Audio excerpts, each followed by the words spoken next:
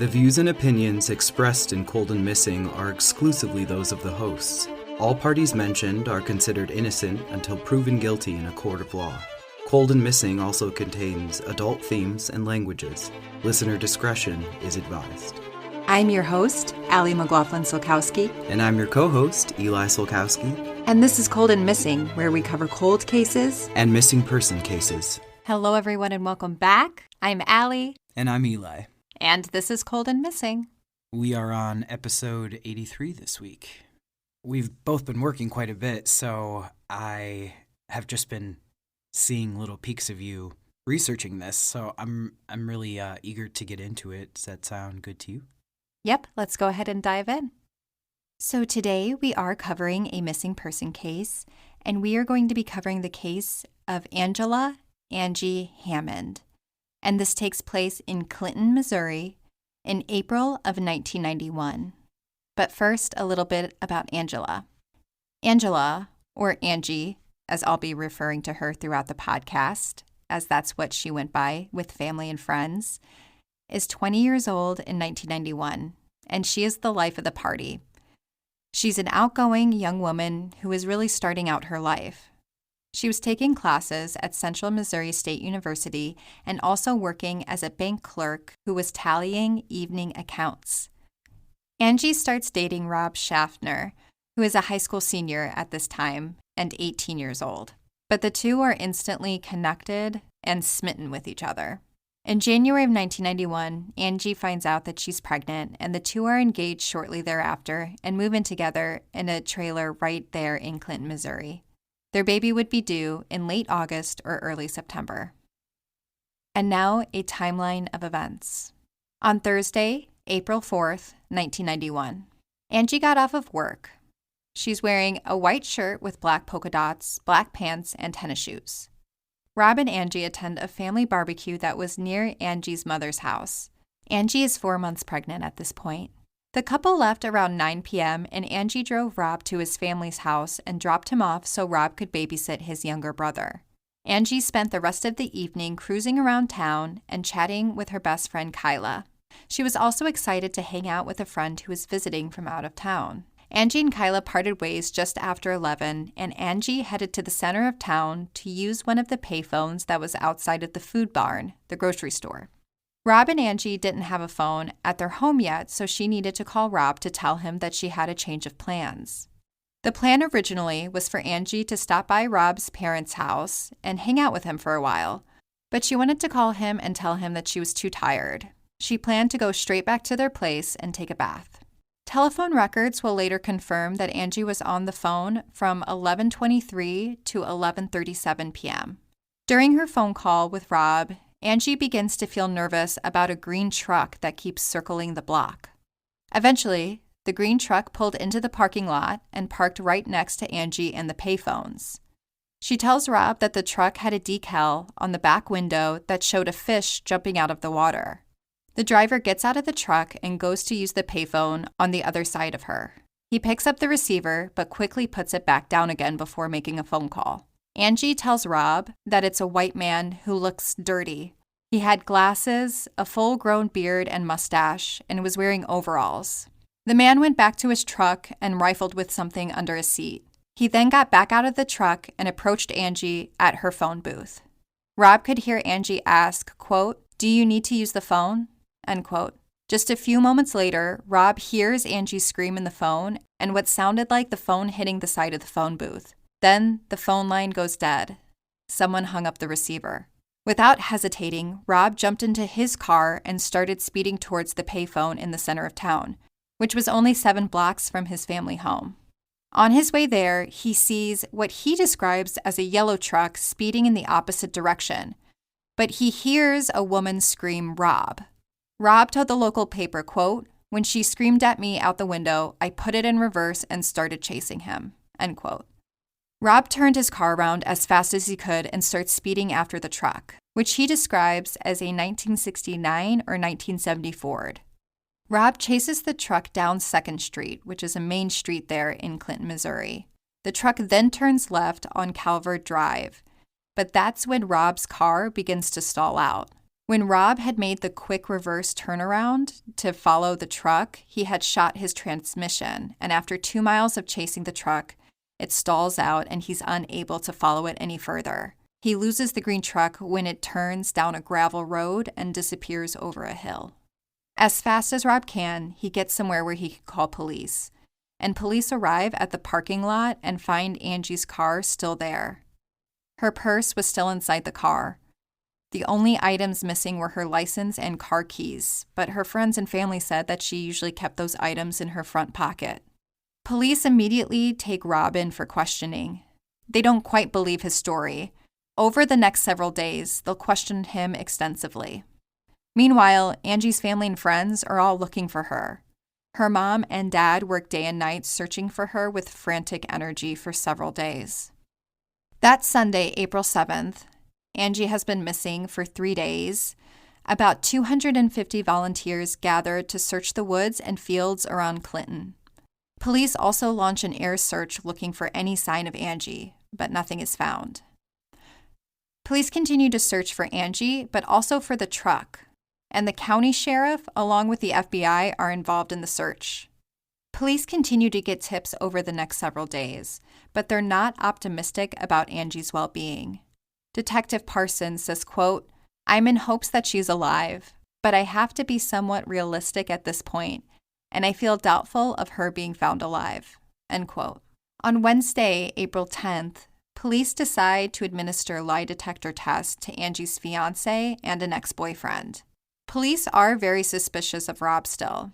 He told a local paper that the FBI agents giving the test didn't seem to believe him. Quote, "They don't think my story's very good. I told them everything I know. I think they're barking up the wrong tree here. They need to focus on who really did this and not on people who didn't," end quote. Police are also spending a lot of time searching on dirt and gravel roads in the area that are mainly known to fishermen. I'm assuming that this is because of the decal that Angie and Rob saw on the back of the truck. On Monday, April 15th, Angie has been missing for 11 days. The Clinton police ask for the Missouri Rural Crime Squad for help. This is a squad made up of a few police officers from several different agencies to cover more rural parts of the state. Police at this point are focused on finding the truck that Angie described and that Rob chased. Police believe the truck is green. They also say that there could be damage to the front left bumper, and they do believe that there's a water or fishing scene that takes up the entire back window. Police are hopeful that the additional manpower will be helpful in the case. The crime squad spokesperson, Tom Van Zart, says, quote, "At this point, we've got a lot of leads, a lot of good information. We're running down leads, but there is nothing at this point to report," end quote. That Thursday, April 18th, Angie has been missing for 2 weeks. The team investigating Angie's abduction asked the residents in rural parts of west central Missouri to check their property and any abandoned buildings for any information that could lead to Angie. Spokesperson Van Zart says, quote, "There's a lot of wooded, desolate area, a lot of strip mines, and a lot of cabins in the boondocks that we're trying to cover," end quote. On Friday, April 19th, the Clinton police chief holds a press conference to tell the community about 2 witnesses that have come forward that were also able to place the pickup truck near the phone booths the day that Angie was abducted. Chief Bob Pattinson says, quote, "It's really the best information we've gotten on the truck so far. It helps nail down that the vehicle was at that location," end quote. However, just as quickly as the rural investigation team came together, they are disbanded that Friday evening, just 5 days after starting. The squad bylaws said that the investigators could only work the case for 5 days without a credible lead before they had to focus on other cases. Despite the 2 witnesses coming forward that week, that wasn't considered a big enough lead to keep the squad active. Chief Pattinson says, quote, "Sometimes you succeed, sometimes you don't. The squad has done a good job of eliminating some things and strengthening the investigation," end quote. The 2 witnesses, however, were able to give more details about the man. The 2 witnesses, both women, saw Angie using the telephone. These 2 witnesses are not together. They're both driving independently, but they're just a few minutes apart. However, both of the women see Angie at the payphone and they think that it's a friend of theirs. They both pull into the parking lot and pull up near the payphones. Both women ended up parking on the other side of the truck. The women said that there was a man in the driver's seat who leaned back when they pulled in, so he was harder to see and more obscure. Both women say that the man was wearing a dark-colored baseball cap that further blocked his face. Once the women determined that Angie was not their friend, they left. Police believe that Angie was probably abducted just moments after the last woman pulled out of the parking lot. Over the next week, the reward fund for information grows to over $10,000 thanks to donations from the community, and another witness comes forward to say that they also saw the truck near Angie the night that she was abducted. Police feel confident that they are looking for a Ford truck that was made between 1968 and 1970.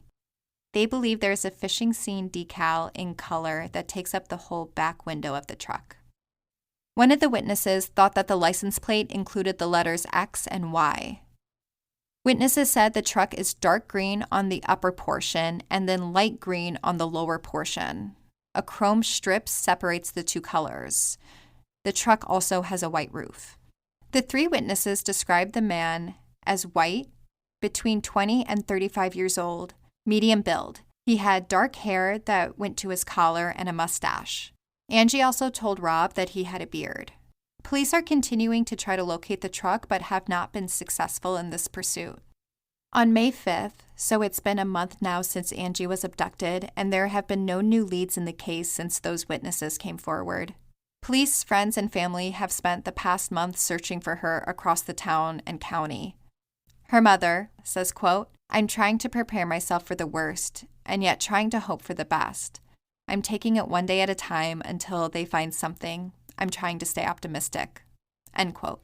But by October 4th, 1991, it had been 6 months since Angie's abduction. Her family has kept looking for her, but are starting to run out of places to check around town. Her father said, quote, "We checked creek beds, all old houses, barns, and wells every day from daylight to dark. After 2 weeks of doing that, the leads started drying up. That's about where we are now. We hope and pray that she is alive." End quote.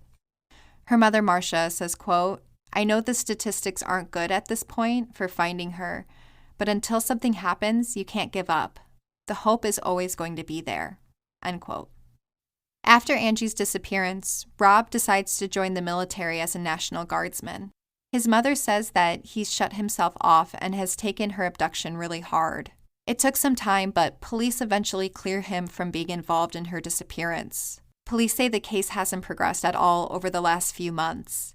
Detective Damon Parsons says, quote, "There's someone out there who has information, but they just may not realize it. Until they come forward or until she's found, there really is not much more we could do." End quote. In December of 1991, so it's been 8 months now since her abduction, a man in Selkirk, Manitoba, Canada, which is near Winnipeg, contacts authorities because he is sure that he saw Angie leaving a drugstore and getting into a green pickup truck. The man said the truck had a white roof and a mural in the rear window. The man said, quote, "I know that I saw the girl. I know that for a fact. I may not remember someone's name, but I never forget a face." End quote. The man said the sighting happened in September. That would have been 5 months after Angie was abducted. Police Chief Bob Pattinson had this to say about the tip, quote, "Whether it's good or not, who knows? It was good enough to alert the Canadian authorities, but so far nothing has turned up." End quote. Canadian police have also followed up on the tip, trying to track the truck down and hopefully Angie. But according to the Royal Canadian Mounted Police, quote, "We're at a dead end. We've tried about everything we can do here." End quote. The Canadian police had showed photos of Angie to workers at gas stations, restaurants, baby stores, motels, hospitals, everywhere they could think of, hoping someone would recognize her, and nobody else had. The man who called in the tip initially learned about the case when he was visiting relatives in a nearby town in Missouri. He saw a missing person flyer in a shop window and thought she looked familiar. He later recalled where he had seen her before and reported the tip. In January of 1992, so 9 months since Angie's disappearance, a segment runs on unsolved mysteries about Angie. This results in a flood of new tips. To help sort through all the tips, the Rural Major Case Squad comes back together to run all the leads down. over 700 tips come in together. But by the middle of February, the squad will have dissolved again. The spokesperson Van Zart says, quote, "We've run down just about all the leads and wrapped things up today. The matter has been turned back to Clinton Police and Henry County authorities." End quote. Over the years, Angie's case will be featured on various true crime shows, and her mom will even go on Oprah to talk about it. But nothing brings Angie home or police to the man in the green truck. In April of 1993, so it's been 2 years since Angie's abduction, tips have really stopped coming in on Angie's case. And this prompted the editor of the Clinton newspaper, his name is Malon Miles, to reach out to a psychic. He says, quote, "I'm a former police officer, and I once used a psychic on a homicide case, and she was pretty accurate. So I searched around and found this woman, and she started steering us towards Odessa before the cops had anything going on up there." End quote. However, the police maintained that long before the newspaper editor reached out to the psychic, they had developed a tip that was leading them towards a farm in Odessa. The man who had owned that farm had also owned a blue Chevy truck, not a green Ford, but there was a rumor that the man had a green Ford on his farm. Police remain unconvinced about the psychic. Police Chief Pattinson says, quote, "I don't have any faith in psychics. The particular person that's being looked at as a possible suspect, we've 95% cleared him. He has a pretty good alibi. He took a lie detector, and we feel like he passed it." End quote. Ultimately, cadaver dogs are brought onto the farm to, as police put it, either find a body or stop the rumors. Nothing is found in this search. Over the years, the Clinton community continues to pray for Angie, but there are no major searches. Police will find a few people that they think could be involved over the years, but ultimately they rule them all out. The occasional tip comes in, but it won't be until April of 2009, 18 years since her abduction, that the newspaper will run her story again. Clinton Police Sergeant Paul Abbott says, quote, "We've been working on this case diligently for the last 18 years. On occasion, we've had fewer and fewer leads, but here recently, it seems like there's been renewed interest by the public. We feel like this is an open, active investigation right now." End quote. It's also revealed around this time that police did collect evidence in 1991 and still have it. Police aren't specific about what they have, but they are hopeful that they're going to be able to get DNA off of it with the advances in technology. In 2021, so it's been 30 years since Angie's abduction, and police hold a press conference on Facebook Live to unveil a brand new theory in the case, that the abductor took the wrong Angela. During this time in 1991, police had an undercover informant in the narcotics department whose cover had recently been blown. On the date that Angie is abducted, a ransom note is mailed to the family of the informant boasting that they had kidnapped their daughter, who was also named Angela. The letter read, quote, "We know who you are. People like you deserve what you get. We know where your foxy daughter is at, and she will see us soon. Tell, redacted, she has our deepest sympathy in her further loss." End quote. The letter is made out of letters from newspapers and magazines. Police hope that the public will be able to identify the suspect that Angela described the night of her abduction, and the police also ask that whoever mailed that letter in 1991 to come forward to further the conversation. However, as of recording this in 2024, that was the last update that I could find. So with that, if you know anything about the abduction of Angie Hammond in April of 1991 or her whereabouts today, please call the Clinton Police at 660-885-5561. So that is the case of Angie Hammond. I felt like there was a lot of information available to me on this one, thanks to your, investigative research. I found myself having a lot of questions and circling back to something you had just said and trying to keep up a little bit, not because of storytelling. It was great. I just, with missing person cases, I think it's very natural to start trying to fill in the blanks, which I think I've said on an episode before. So that's what I was doing. I was like very happy to hear that there was kind of a blip of an update, you know?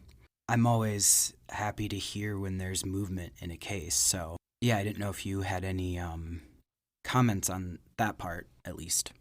So the 2021 update is really interesting, and it does raise a lot of questions because it's this completely new theory and piece of information that police had never talked about up until this point, that Angie was this mistaken target for an Angela that was going to be like payback for a narcotic informant that was mailed to the family of this Angela the day that Angie was abducted. So that is really interesting, or not interesting, but it just raises a lot of questions, and it's like, who mailed that?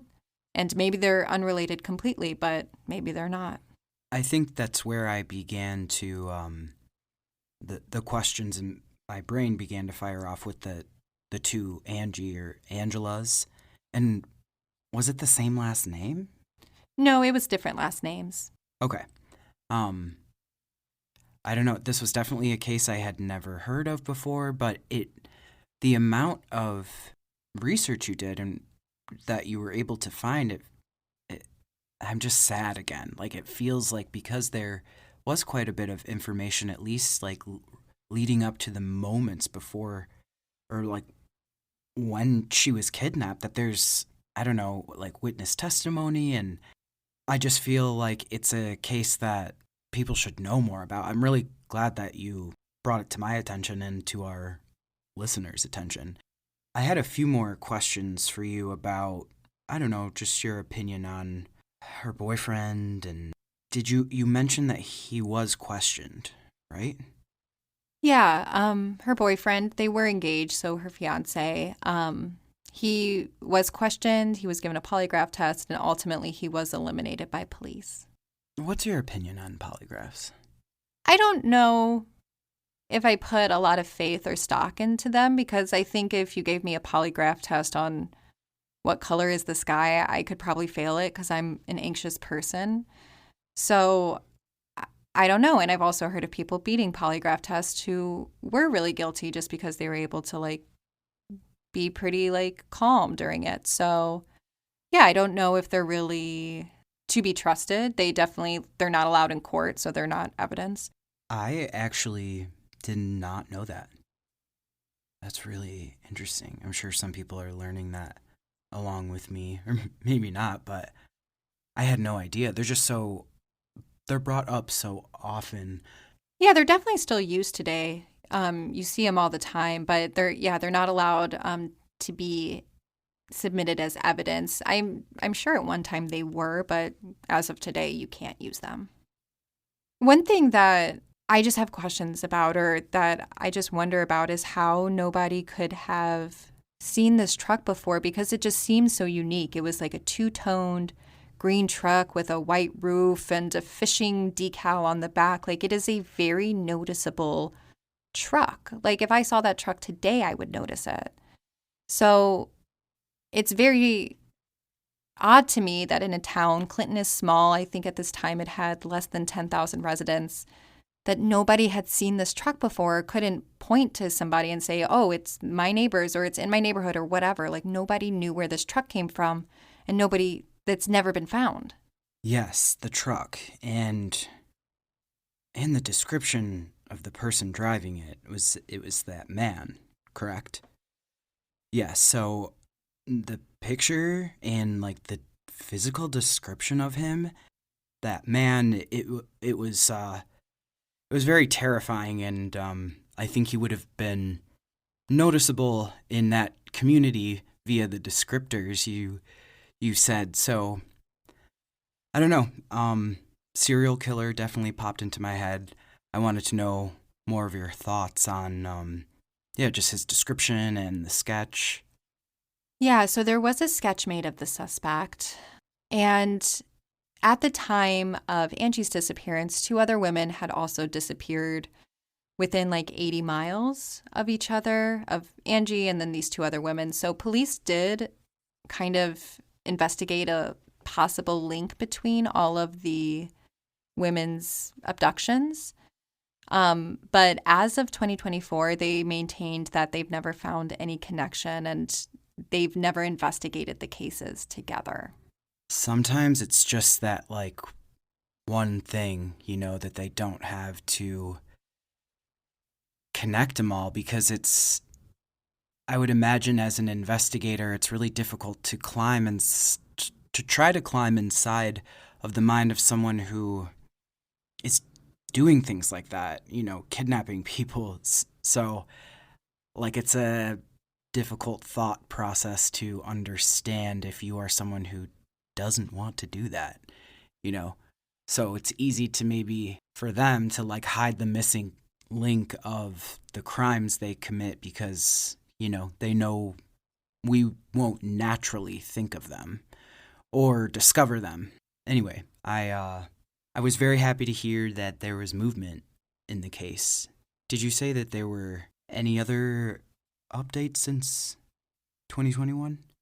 No, the last update was the letter that was mailed to the family and this, like, kind of alternate theory that police put on their Facebook. That was the last update. Well, I'll definitely include an image on our Instagram page of just a graphic of what that letter looked like, so hopefully folks can take a look, along with other pictures as per usual. Again, if you know anything about the abduction of Angie Hammond in April of 1991 or her whereabouts today, please call the Clinton Police at 660-885-5561. Like Eli mentioned, we will have photos on our Instagram of Angie. There's been an age progression, there's the suspect sketch, and then also a photo of the letter that was mailed to the other family. So all of that will be up on our Instagram. If you could, while you're listening, take a moment to rate and review us, especially if you are in Apple Podcasts. A written review really helps us become more visible on the true crime charts, which helps us accomplish our mission here at Cold and Missing. As Allie mentioned, and I mentioned earlier, you can check out our Instagram, Cold and Missing. You can also go to coldandmissing.com. We have transcripts of the show and also our show notes. That's all I have. Thank you so much for listening to Cold and Missing. I'm your host, Allie. And I'm your co-host, Eli. Have a good week and stay safe, y'all. Stay safe, y'all.